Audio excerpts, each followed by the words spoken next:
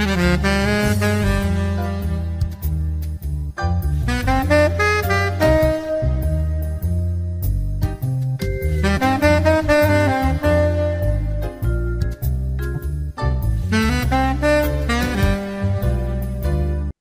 amis, chers auditeurs, bonjour, Monique Nakache à l'antenne pour Paris Culture et Spectacle. Aujourd'hui, j'ai le grand plaisir de recevoir, bien entendu via Zoom, Laurent Tuile-Tartour, à qui je dis avant tout bonjour Laurent. Bonjour Monique. Alors Laurent, tu nous arrives avec un achevé Sartre de chez Grasset que je montre à l'antenne, qui est, je dois le dire, et je le dis pas souvent, un petit bijou. Un petit bijou pour plusieurs raisons. La plus importante, c'est que j'ai toujours été très curieuse de savoir quel était le devenir et le cheminement surtout de Benny Lévy, mais là je découvre un monde qui me fait carrément basculer dans mes préférences. Pourquoi basculer? Car il faut dire qu'en tant que femme, j'ai toujours, jusqu'avant la lecture de ce livre, préféré nettement Simone de Beauvoir. Et Sartre m'embêtait parce que d'abord, physiquement, il avait un strabisme divergent, le pauvre, qui était tellement dérangeant. Et puis, je le trouvais pince sans rire, aigre et autres. Tout a commencé dans un café de Saint-Germain où il rencontre Benny Lévy qui a demandé à le rencontrer. Et chose étrange, je me suis posé la question parce que comment se fait-il? Il y a quand même deux personnages uniquement à qui il a accordé aussitôt une rencontre. Et ces deux personnages sont juifs. Arlette El-Kaïm, qu'il a adopté, qui a été un temps sa maîtresse et qu'il a adopté. Et puis Benny Lévy, enfin non, excuse-moi Laurent, Pierre Pierre, Victor. puis Pierre Victor. Il y Ouais. a une progression dans les prénoms qui a tout son sens. Alors, c'est pas moi qu'on va entendre, c'est Laurent Tuile-Tartour. C'est pas moi qui ai écrit le livre. J'aurais aimé l'écrire tant il m'a plu. C'est à toi de nous parler. Alors, ils se rencontrent un 15 avril. Et alors, et depuis? Eh ben, depuis, ils vont passer. Alors, ce qui est dingue sur les dates, ce que j'ai découvert, c'est qu'ils se rencontrent un 15 avril et ils vont se quitter un 15 avril, le 15 avril 1980, parce que c'est le jour de la mort de Jean-Paul Sartre. Donc, vraiment, ils se sont connus pendant 10 années, mais jour pour jour. J'ai eu beaucoup de mal à trouver la date précise, mais j'ai fini par la trouver, de leur rencontre. Mais j'ai fini par la voir. Elle est certifiée. Ils se sont rencontrés à partir de 15 heures de l'après-midi, un déjeuner très tardif. Et le café dont tu parles, c'était à Montparnasse, il s'appelle La Coupole. Et c'était un des fiefs de Sartre. Il avait le Flore et la Coupole, et c'est là qu'ils se sont vus. Et ce qui s'est passé, c'est qu'ils ne vont plus se lâcher réellement pendant les 10 années suivantes à partir de leur rencontre. Mais quand je dis ne plus se lâcher, c'est-à-dire que ils ont une relation très spéciale, c'est-à-dire qu'ils vont commencer leur relation, on va dire, comme des compagnons de lutte. Tu me demanderas, enfin on verra si on rentre Bien dans les détails ou sûr. pas, mais en tout cas, ils vont commencer comme des compagnons de lutte, puis comme on peut dire amis. Le terme paraît bizarre parce qu'ils ont 40 ans d'écart. C'est-à-dire que quand ils se rencontrent, le 15 avril 70, Sartre a 65 ans et le jeune Pierre n'a que 25 ans. Mais cependant, c'était évidemment au final une relation d'amitié et particulièrement profonde. Et cette amitié s'est aussi très vite développée en une amitié intellectuelle. Et sur les dernières années de leur relation, on peut même dire, selon l'expression de Sartre, il voulait que Pierre-Victor Béni-Lévy devienne son égal, c'est lui qui emploie ce mot, son égal intellectuel, et du coup son interlocuteur, au sens vraiment littéral du terme, interlocuteur, parce qu'il va avoir une interlocution avec lui, à savoir que le dernier ouvrage que va publier Sartre avant de mourir, il va le faire à l'oral pour la première fois de sa vie, il n'était plus en capacité d'écrire, et à l'oral avec quelqu'un, avec un interlocuteur qui était donc ce jeune homme, Benivi, et leur tête va paraître quelques 2 semaines avant, 3 semaines avant la mort de Jean-Paul Sartre. Voilà pour te faire en bref ce que tu me Alors, ce demandes. que j'ai beaucoup aimé, et en fait, on s'en aperçoit au fur et à mesure qu'on avance dans cette étude philosophique, parce que ce n'est pas un roman, c'est que c'est vraiment la maïeutique. C'est un exercice de maïeutique pour Sartre. Oui. Sartre a accouché de Pierre-Victor Béni Lévy. Alors, on va considérer les faits dès le départ. 1970, ils se rencontrent, mais Mm. déjà là, dans la rencontre, on s'aperçoit que Sartre le regarde bizarrement en se disant, que vient-il me demander? Alors, bien sûr, il y en a un, il y a Sartre qui grille cigarette sur cigarette. L'autre a une cigarette, mais qui n'allume pas. Et il se demande, mais que va-t-il me demander? Et là, il ne sera pas déçu. Alors, à toi. Coup de foudre amical entre eux. Oui, ce qu'il va lui demander, eh ben, en fait, c'est très simple. Je vais te montrer. À ce moment-là, Béni Lévy, donc, qui se faisait appeler Pierre, il avait un journal qui était en fait son organe de presse de son mouvement. Il avait un mouvement révolutionnaire qui s'appelait la gauche prolétarienne, que tout le monde avait dit, on appelait ça la GP, la gauche prolétarienne, qui est née après mai 68. C'est parce qu'il a vu que mai 68 est arrivé à une impasse Mhm. et Béni n'étant pas du genre à abandonner facilement, il s'est dit, ben, nous, on va terminer le projet de mai 68, à savoir vraiment faire la révolution. Donc, ils font de la GP en 69. Et comme tout bon mouvement, il sait, lui, qu'il faut un organe de presse pour faire porter la voix. Ça va être un bimensuel et il est très, très connu dans l'histoire. Je te montre un exemplaire. Il s'appelle La Cause du Peuple. Le Voilà un des, 72. Ouais. Ouais, ça c'est un des numéros. Celui-là, c'est le plus intéressant parce que c'est celui où il réagit au massacre de Munich. Absolument, Bon, parce que bref. là, ça a Donc, été pour lui un ouais, tournant, mais on exact, va y arriver. exact, exact. Donc voilà, bref. Donc ce qu'il vient lui demander, il vient lui dire, voilà, il était au courant, bien sûr, Sartre, hein, il connaissait, il savait très bien ce qui se passait dans le pays, mieux que personne même, mais il lui dit, voilà, j'ai ce journal dont tu as entendu parler Sartre, et il l'a tutoyé tout de suite pour la petite histoire. Quand je dis ça, ça peut paraître complètement anodin. Voilà, toi et moi, c'est la première fois que nous parlons et on se tutoie spontanément. Mais Sartre, c'était spécial parce que personne ne tutoyait Sartre. Pas même sa compagne dont tu Tout parlais à tout à l'heure, fait. Simone Beauvoir. Absolument. Tout le monde vous voyait Sartre. Et Béni, spontanément, a tutoyé Sartre. Et la chose la plus incroyable, c'est que Sartre l'a laissé faire. Et il l'a laissé faire toute sa vie jusqu'à ce qu'il meure. Donc pendant 10 ans, il était un des seuls au monde à tutoyer Sartre. Et il l'appelait pas Jean-Paul, il l'appelait Sartre. Je trouvais ça très joli. Donc il le tutoyait en l'appelant Sartre. Et donc ce qu'il lui demande, il lui dit voilà, j'ai ce journal La Cause du Peuple, j'ai ma lutte, mon engagement. Il faut préciser que c'est un engagement auquel Sartre a dit qu'il n'adhérait pas à 100%. Donc il ne se revendiquait pas du tout gauche prolétarienne Sartre.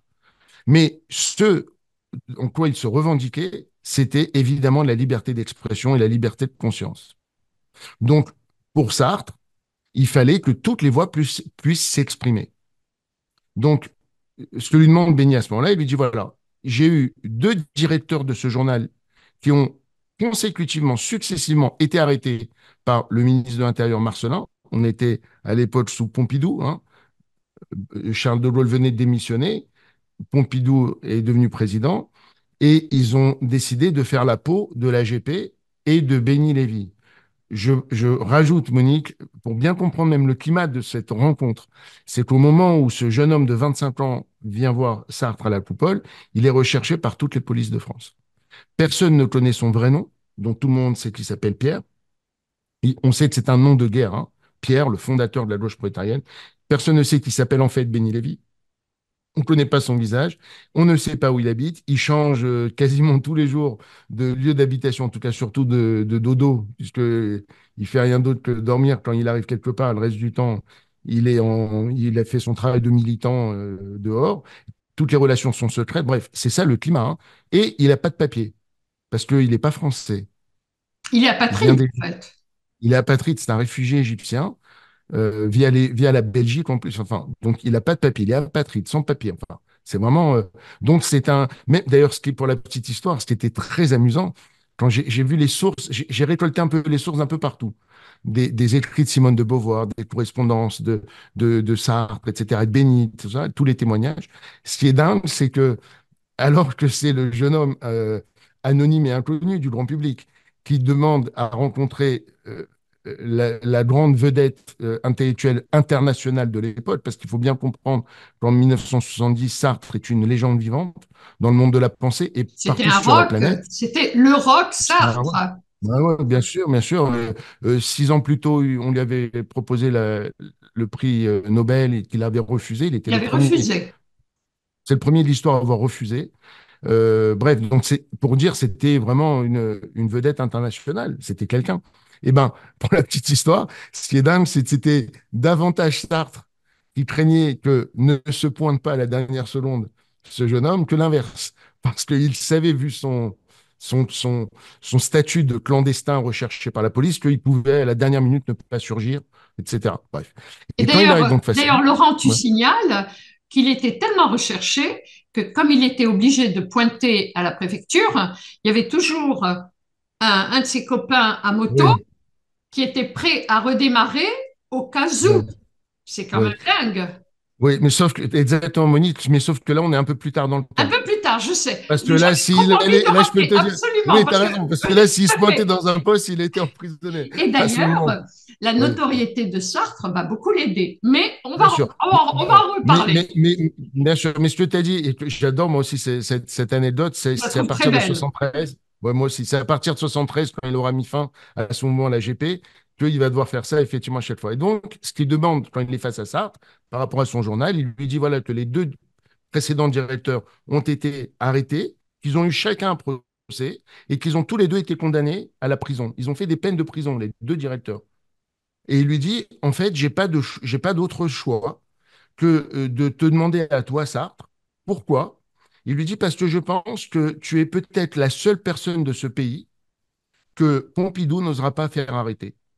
Sartre lui dit, mais pourquoi tu penses ça? C'est ce que j'ai, moi, je suis pas.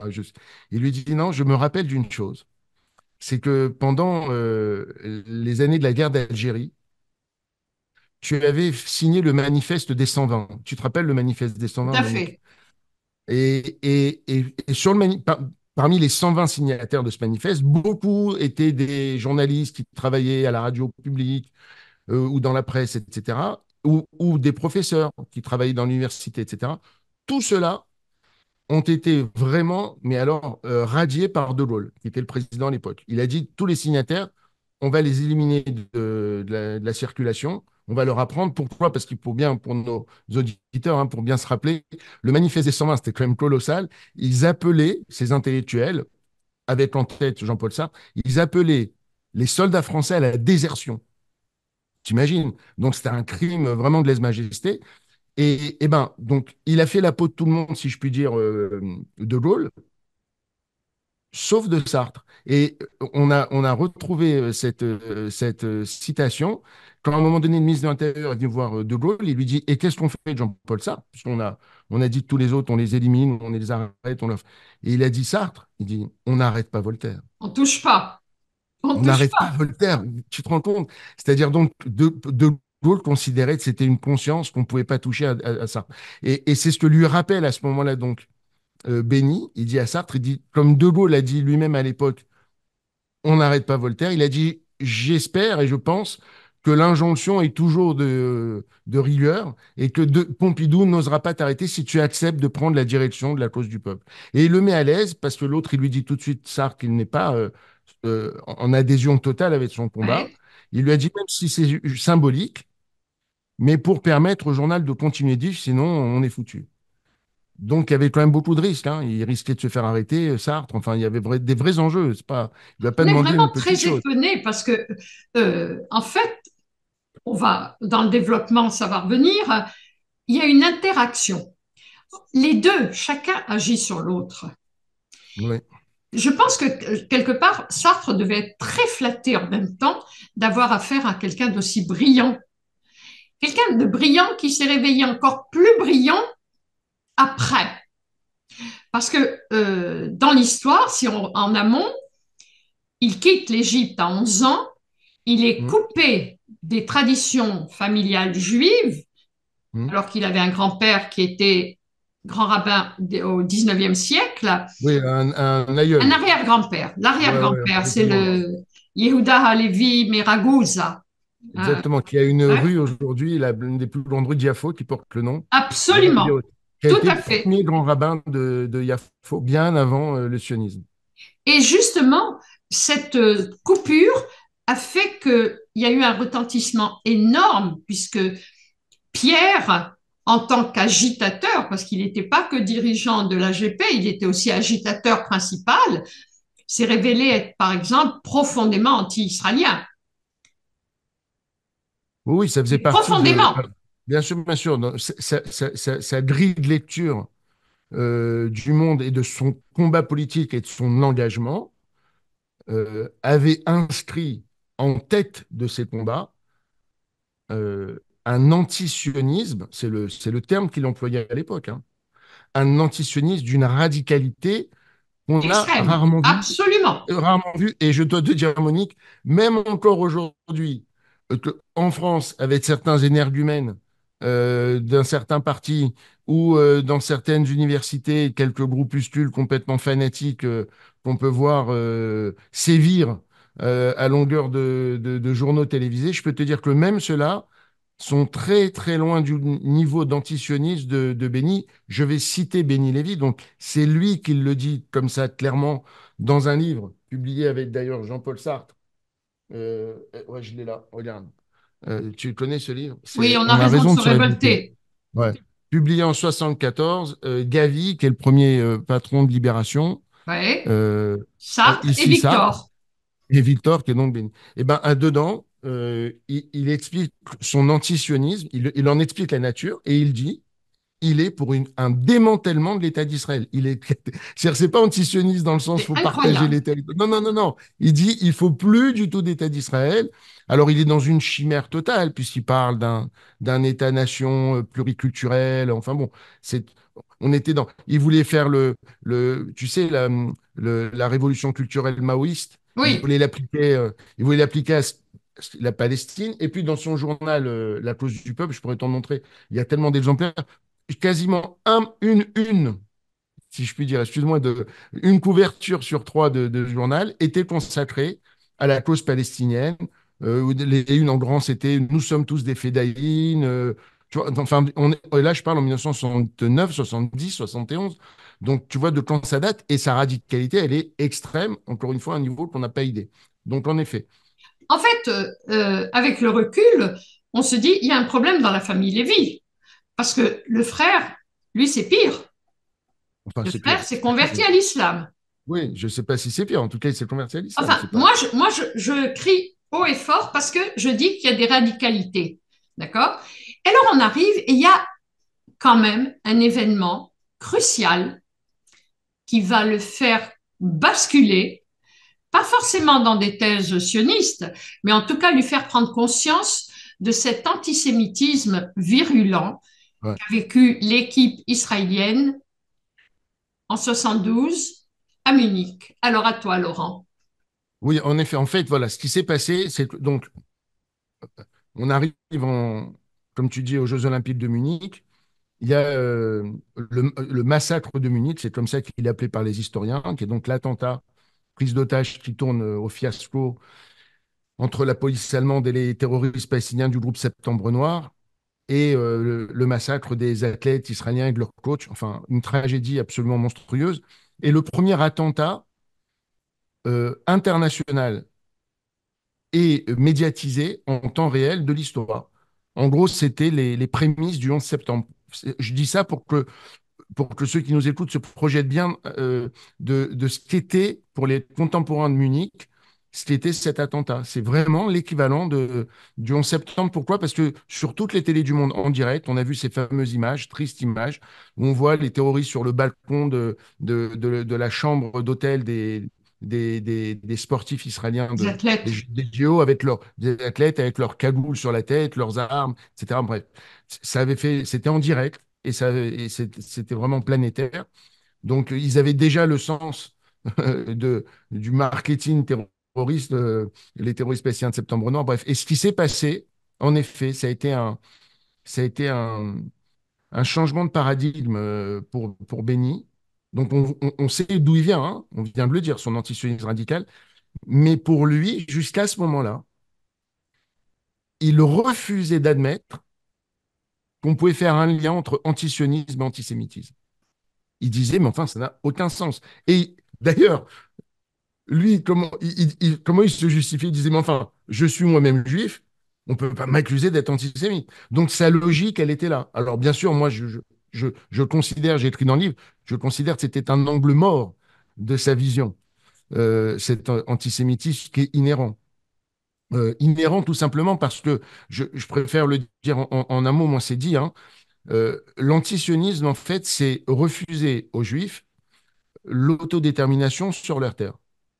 Donc, c'est très radical. Et pour comprendre, parce qu'on me dit c'est pas légitime, ce qui est légitime, c'est de critiquer ou de ne pas aimer des régimes politiques.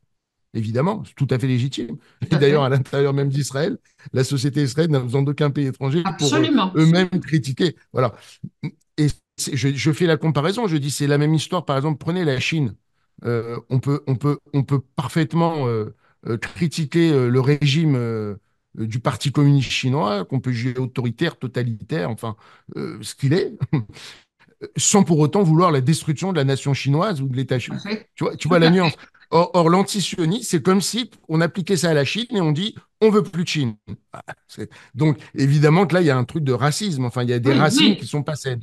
Voilà. Et ça a frappé Pierre Victor, donc Béni Lévy, ça l'a frappé quand il a vu d'abord, quand il a compris la nature de cet attentat de Munich et quand il a vu les réactions.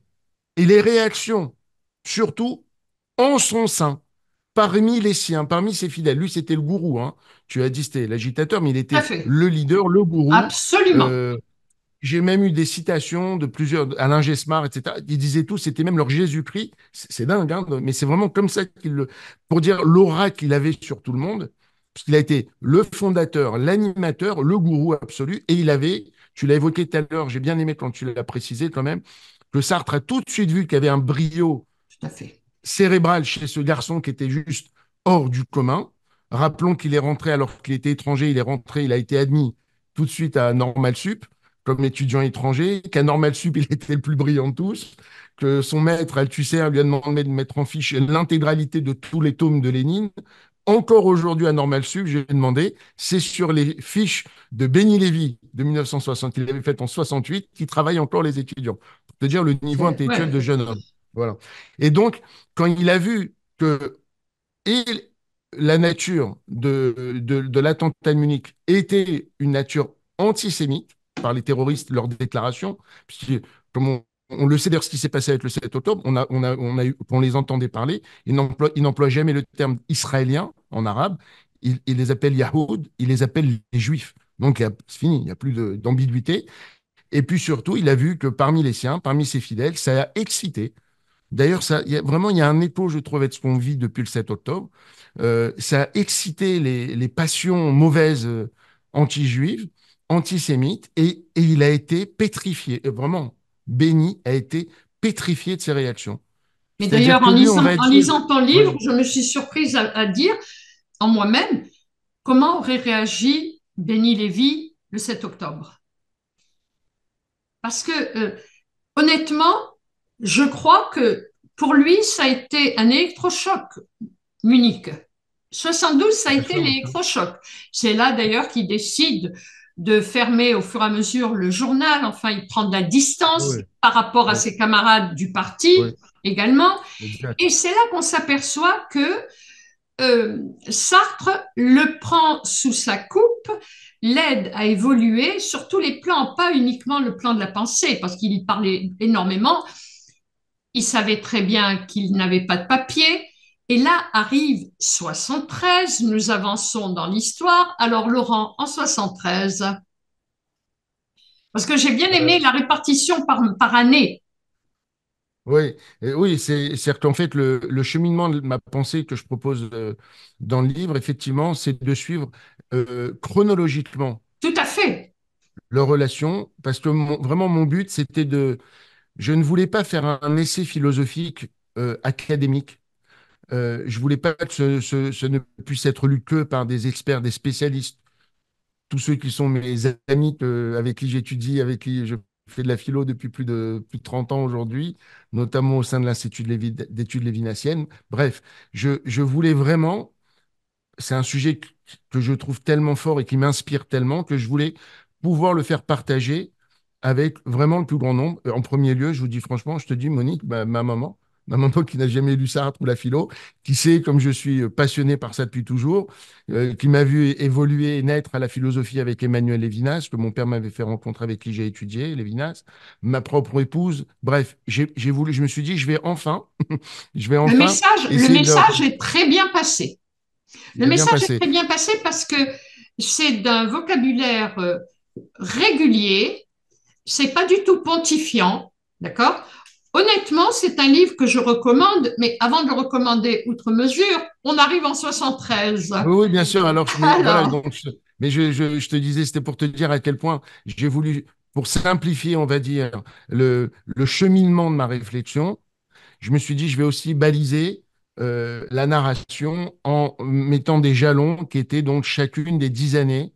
Comme ça, on suit en même temps leur progression aux deux, et à la fois de leur relation, progression intellectuelle, des œuvres, enfin tout. Et donc, en 73, ben, on est donc après, bien sûr, Munich, et comme tu as dit très justement, il a pris la décision de tout stopper, Béni, euh, à savoir de mettre fin, d'enterrer son journal, euh, La cause du peuple, et d'en créer un autre. Et il en parle à Sartre. Il y a peut-être quelques-uns de tes auditeurs qui savent, mais d'autres sûrement pas. Et il lui dit, fondons un nouveau journal, mais plus un bimensuel ou un hebdo. Allons, soyons plus ambitieux, fondons un quotidien qui sera pas financé par la pub, qui sera uniquement financé par subscription, on dirait aujourd'hui par abonnement par ses, et qui porterait la voix des plus humbles, etc., etc. Sartre adore l'idée et ils vont fonder un journal qui existe encore aujourd'hui, qui a bien changé, mais qui existe encore, qui s'appelle Libération. tout à C'est fait. donc sur l'initiative de Béni Lévy, avec Jean-Paul Sartre, qui va devenir le premier directeur de Libération, ils vont fonder Libération. Donc ça, c'était pour remplacer la cause du peuple. Ce qui veut dire qu'il avait pas, tu vois, il n'avait pas enterré ses idées militantes. Non, non, Hein, mais il a dit, il c'est était important. encore militant, Voilà, mais ça encore devenait un militant. militantisme différent. Très différent. Et puis surtout, encore une fois, après le trauma qu'il a eu de Munich, il s'inscrivait plus dans cette. Il avait amendé son antisionisme. Il était toujours une gauche très radicale, mais il avait amendé ça. Et puis, en 73 aussi, il met fin.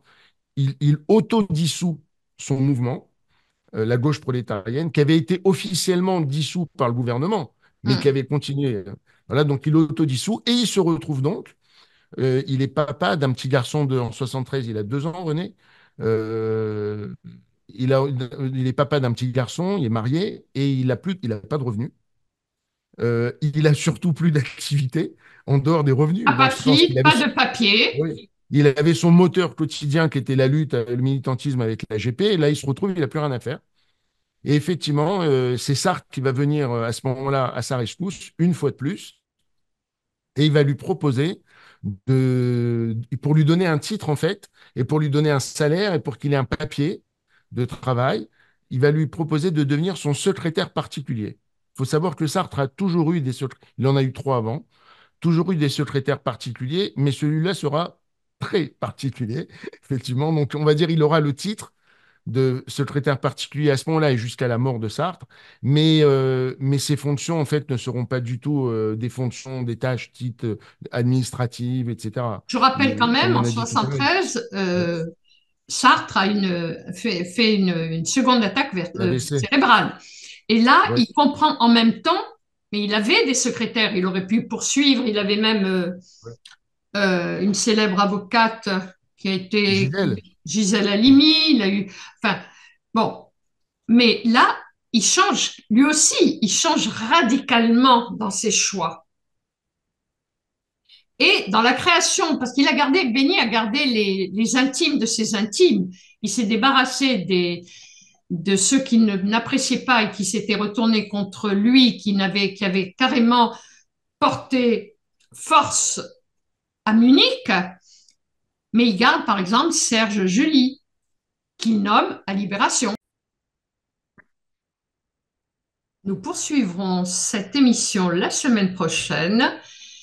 car il y a beaucoup à dire sur Sartre et Beneyevi. Quant à moi, chers amis, je vous dis à la semaine prochaine. Monique Nakache pour Paris Culture et Spectacle.